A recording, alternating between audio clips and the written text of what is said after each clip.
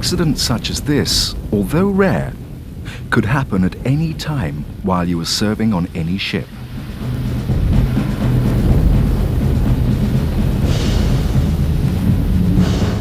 If an unexpected event like this does happen, crew members should always be at the ready and know what is expected of them.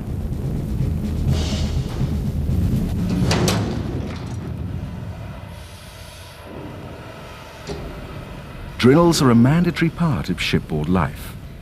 They should help build teamwork and confidence.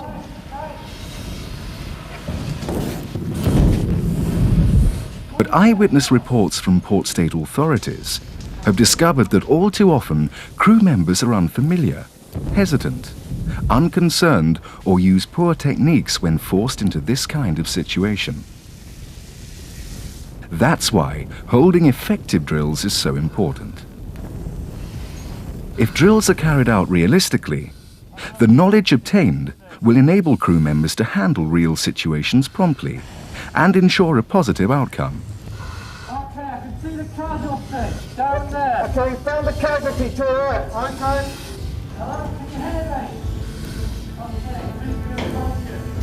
Gauge check.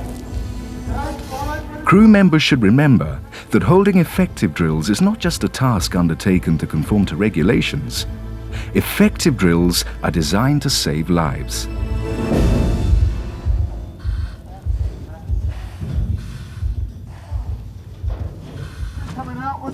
Okay, could you just take him round to the first aid crew out on the port side? Of course, simulating real situations to obtain knowledge is difficult and can be dangerous. But these trainees are obtaining first-hand knowledge before setting out to sea. A drill is a way of testing your knowledge. A review of that test will indicate any areas for further training. Fire has continued to burn all day. A column of smoke rising from a consignment of hazardous chemicals which ignited at the moment of impact.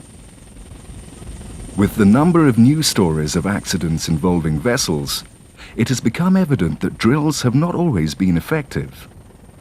Crews were not responding quickly enough. They used poor techniques, and they lacked the knowledge and understanding of their role in a real-life incident. The moment passengers assembled on the deck of the cruise liner, preparing for an emergency evacuation. But not all stories end in tragedy. Because of a fire on this ship, the passengers were swiftly and efficiently put to sea in the lifeboats with no reported casualties. Although the ship was not full, nonetheless, the crew responded correctly and everyone was safe.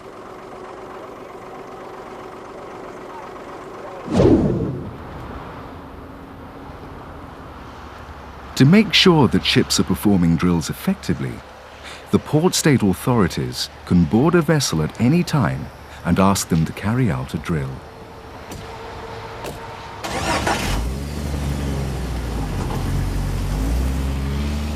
On many occasions, they have witnessed a number of bad practices. In the years that I've been Port State Control Officer with the Coast Guard, I've noticed that generally the quality of the drills has probably increased. I think that's due to not only the international agreements being more recognized by the different countries, but also the fact that the Port State Control exams in the US and in the world are now becoming something that every ship has to face. The differences vary widely from ship to ship. I think generally the individual mariners are very familiar with the drills because it's a fact of life for them.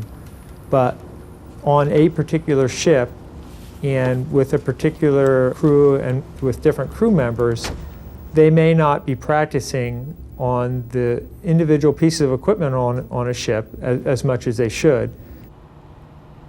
Some drills are very poor in that the crew really doesn't know what is expected of them, and it's very obvious that they don't really know what's going on the particular ship.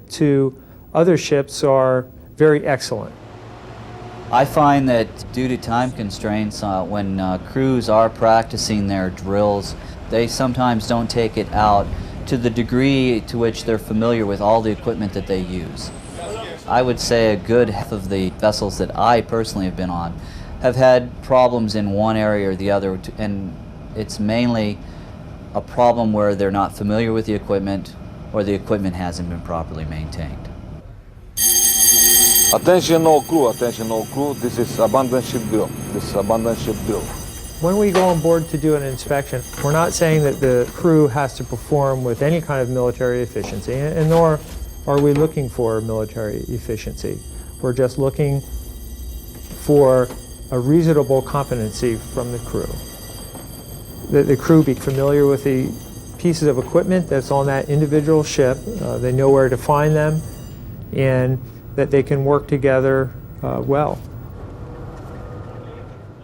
Each crew member must participate in at least one abandoned ship drill and fire drill every month. Each will have an assigned duty when the alarm sounds. All designated crew for the port lifeboat station in their place, ready. Roger, Chief, prepare the lifeboat for lowering. Please prepare the lifeboat for the lowering. If they've never lowered the boat, have them lower it all the way down to the bottom, bring it back up, and if there's anybody that's unfamiliar, have it do it again, and switch out people, because you may get somebody in an emergency that gets injured, and you need to have somebody else that knows that job. Don't just rely on like the chief engineer or the chief mate, or even like most of the time the second engineer, because he's the one that knows how to start the small boat engines. Everybody should know how to do that, and they should hold training to do that. This is attached, ready to lower on the boat. Bridge control team from port side lifeboat station, port lifeboat ready to lower. Go ahead, lower the port lifeboat.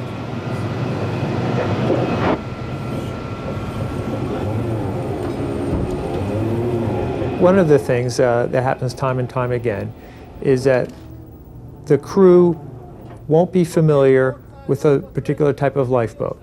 I've actually seen crews lower the lifeboat from the cradle position where the vessel should be boarded down to the deck, and with the lifeboat hanging 4 feet out from the side of the ship, try to jump into the opening on the lifeboat. Please enter and sit in your places. Open the cover.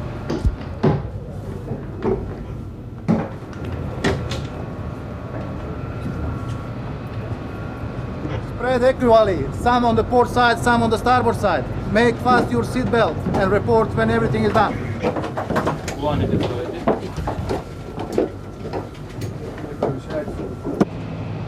One particular incident which happened recently was that a crew was not familiar with lowering the lifeboat with the auto-release mechanism which is provided. The boat stopped lowering about 25 feet above the water, and they pulled the release and dropped the boat 25 feet. Fortunately, both hooks released at the same time, and the boat came down level in the water. If a crew doesn't practice taking it through to its conclusion, then in real life, chances are they won't know what to expect. A pretty common problem that we see with lifeboat are that the central relief mechanism is not used and it's not exercised and just doesn't work. The crew members have to, once a boat is lowered, get out sledgehammers and commence to pounding on the mechanisms just to get them to release.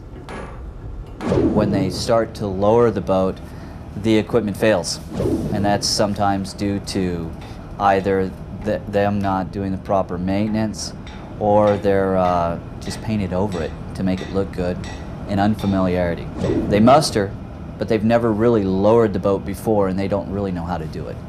We've had incidences and problems where the lifeboats were not even cradled properly, and when the crew goes to release them, just the stern of the lifeboat will swing out at 90 degrees from the vessel and drop.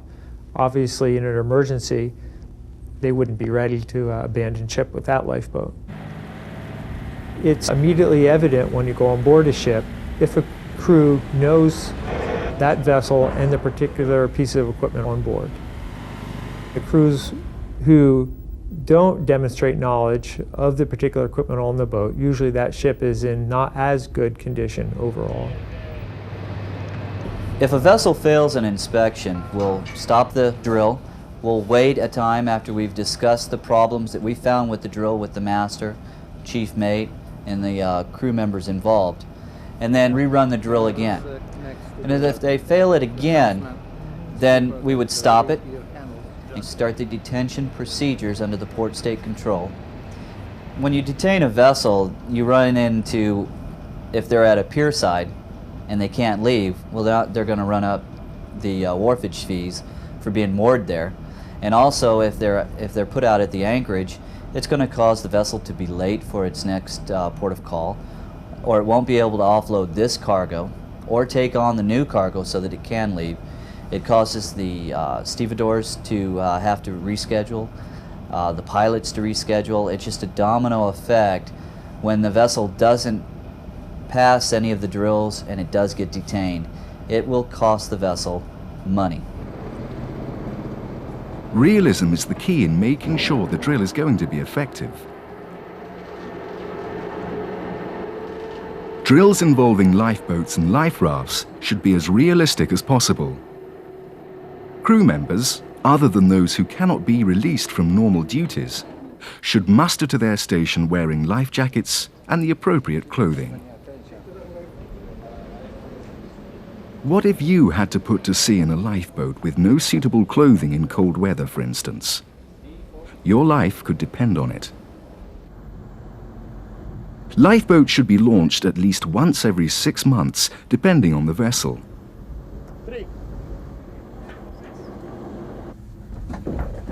For safety reasons, this should be carried out in port, again depending on the lifeboat.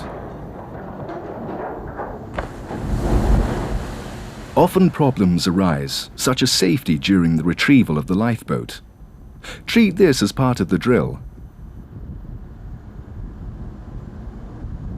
Never raise the lifeboat with more than 3 people inside. Crew members, when joining a ship, undertake a familiarization program. This informs them of their muster station, their duties should an emergency arise, and familiarizes them with the equipment that vessel carries. Their life depends on knowing. Do you know how and which fire extinguisher to use? At each fire drill, at least one extinguisher should be discharged by a different crew member so that all the team gains experience.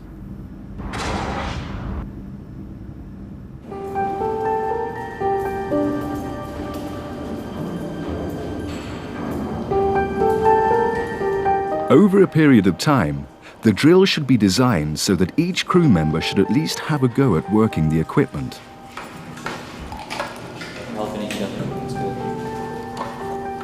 They may be called upon to use it in an emergency situation, although they may not be assigned that duty.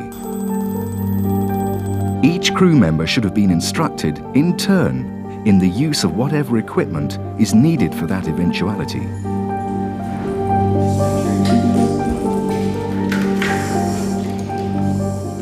Here, the crew members are doing an enclosed space drill, where a fellow crew member is unconscious. Again, it is a realistic situation. They have to retrieve him as quickly as possible using the appropriate equipment. One story where it becomes immediately evident if a crew member knows how to use the equipment is the use of breathing apparatus. Oftentimes, if you have the crew actually put on the breathing apparatus and try to breathe and go into a space, they'll be kind of fudging. But then when crew members showing up on scene, putting the air bottles on upside down, is oftentimes a key indicator that they don't know how to use the equipment. Have you entered an enclosed space quickly and correctly? All right, good job. Breathe up. Knowing how could make the difference between life and death. No problem. Okay, grab a hold of him. There you go. Excellent job. even down to the simplest of instructions. The correct way to close doors, side scuttles, and other openings.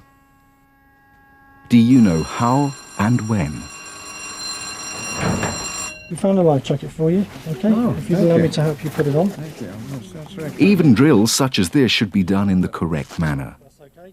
If you don't know the correct procedures, how can you instruct the passengers? Their lives and yours will depend on you knowing. Okay, today we're going to make one fire drill. Briefings such as this should be held before you embark on any drill or training exercise. They help you to understand what is expected of you, the reason the drill is being undertaken, and what you can and cannot do. This should also include going over the notes from the last drill and discussing how you could improve it. We will find. So the last time we had a good drill, but we had making some mistake, and I would like... Fire drills require understanding, as there are many types of fires requiring different means of extinguishing them. What kind of the fire we have. So when we get the alarm, move the ring on our position. By altering the type of fire and its location, or even the only means of entrance other than the usual entrance, you will have a fire party that is not only capable, but also knowledgeable in what actions to take. And when you hear the sound of alarm somewhere after dinner, please proceed to your station. Thank you. Add realism to the drill wherever possible. Fires don't necessarily happen during the working day.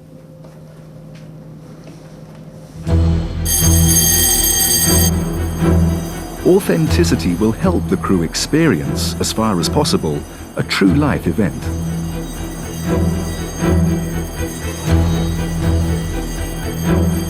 Drills should be carried out effectively, approaching emergency conditions.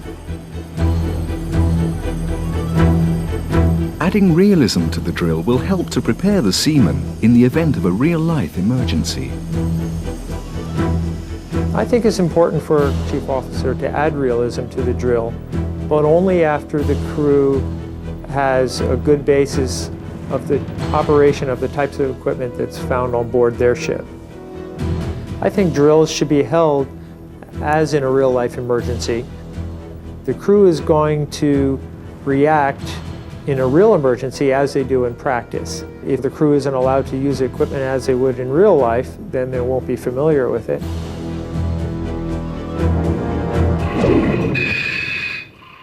Not all ships are equipped with smoke machines to simulate a fire, as in this scene.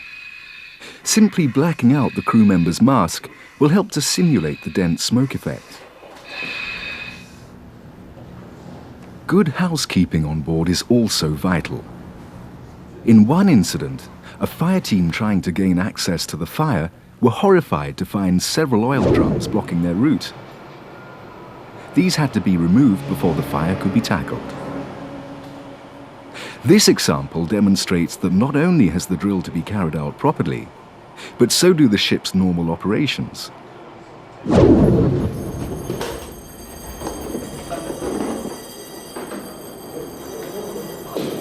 Fire drill exercises should be taken through to their conclusion. This should include the preparation of the emergency water pumps for action, the laying out of fire hoses. Wherever possible, water should be played through them, and that applies also to the hoses you don't normally use.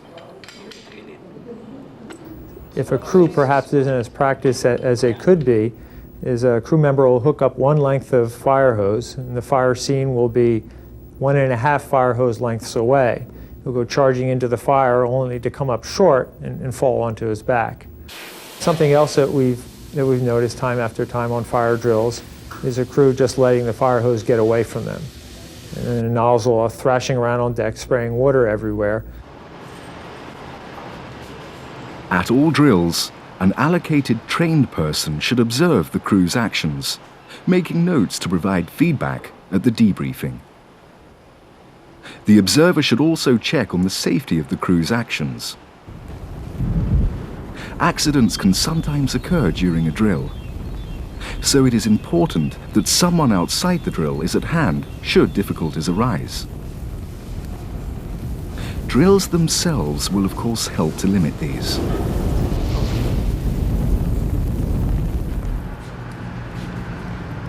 Okay, what is the problem now? We have fire in steering gear room. We need from fire go. Okay, we get a fire now in the emergency steering room. There's some rags burning. Oftentimes it's very easy to do a walkthrough drill and to have the captain or the chief officer just talk about how things should happen. But when it comes to real life simulation, water on the deck, water in the hose, I think oftentimes the crew finds out that things are a lot different than maybe they were ready for.